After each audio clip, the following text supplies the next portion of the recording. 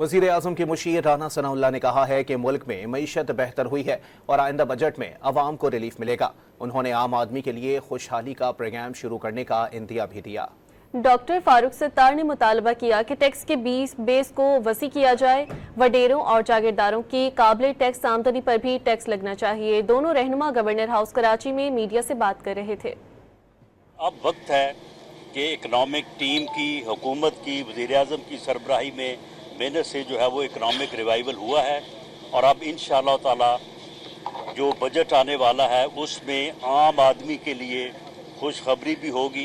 और एक ऐसा खुशहाली का प्रोग्राम भी होगा कि जिसके ऊपर लोगों को और ख़ास तौर पे आम आदमी को जो है वो रिलीफ मिलेगा। IMF के साथ जो बातें तय हैं उसमें जो इस्लाहात नागुज़ीर हैं उनकी तरजीहात को भी थोड़ा सा हमें तय करना चाहिए और उसमें हमारा इसरार इस बात पर था कि जो भी काबिल टैक्स आमदनी है, चाहे वो बड़े वडेरों जागीरदारों की भी आमदनी हो और वो ज़रई आमदनी के भी बड़े ज़राए हों,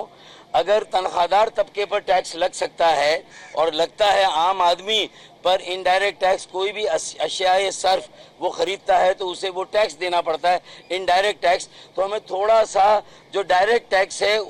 उसकी बेस को जो है वो वसी करना है।